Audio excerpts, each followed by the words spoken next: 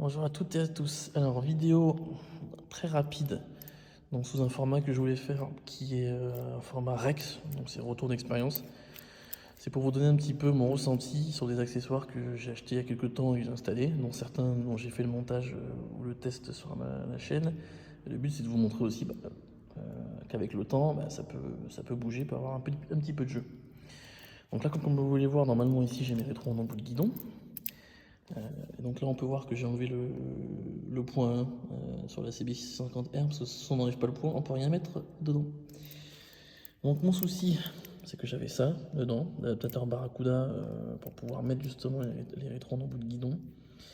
Et le souci, c'est que normalement, lorsque cette bague-là, elle tourne, elle va en fait écarter le métal.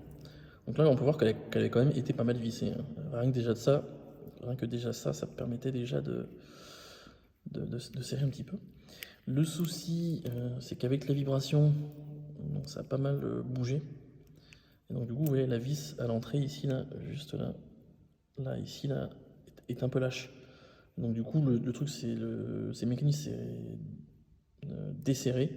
Et du coup, forcément, comme vous voyez ça, ça rentre comme dans du beurre, quoi, forcément. Donc là, je pense que c'est quand même dû à la vibration. À mon avis, qu'il y a dans le guidon, c'est vrai que la moto vibre pas mal quand même. Et c'est vrai que les poids avec le caoutchouc qui est autour ont une certaine importance quand même dans la répartition de la vibration dans le guidon. J'en avais déjà parlé dans les commentaires sur une vidéo, sur une de mes vidéos.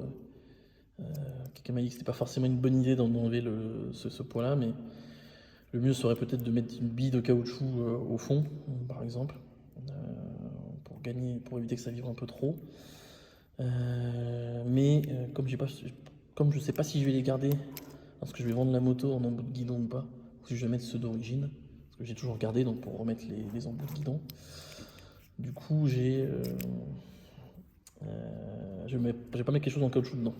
Donc je suppute que c'est bien ça, sachant que la vibration agit beaucoup sur ce type de mécanisme, notamment en métal, donc ça a tendance à faire vibrer un peu le tout, surtout que il n'y a pas de loctite, hein, donc moi j'en ai pas mis, et le problème de mettre de la loctite, c'est qu'il faut le mettre vraiment au bon endroit quand vous vissez pour plus que ça bouge, donc c'est quand même assez chiant.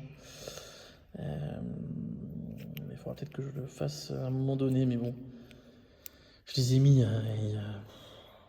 c'était janvier, ouais, ça doit faire un an, là, c'était janvier 2000, ouais, ça fait déjà un an, putain, purée. Janvier 2019. Janvier 2019, excusez-moi. Janvier 2020. Parce que j'ai acheté la moto en décembre 2019. Donc voilà, en un an, ça a un peu bougé. Voilà. Je les ai pas forcément resserrés plus que ça. Et ça a un peu bougé. Donc un an, ça va, c'est correct. Et je préfère quand même ces embouts de guidon là plutôt que d'avoir ceux qui se mettent sur l'embout de guidon qui vient de base avec la moto, là, qui s'accroche là, qu'on serre autour. Je les trouve pas top ceux-là, mais bon. Mais voilà, au bout d'un an, vous pouvez avoir ce problème-là. Donc n'hésitez pas à me dire si vous avez déjà eu ce problème avec ce type de mécanisme. Alors, ça marche pour les rétro-embouts de guidon, ou même les embouts de guidon classiques, hein. Si on veut en mettre certains, on a ce mécanisme-là avec pour les embouts de guidon universels. Donc, dites-moi dans les commentaires, n'hésitez pas.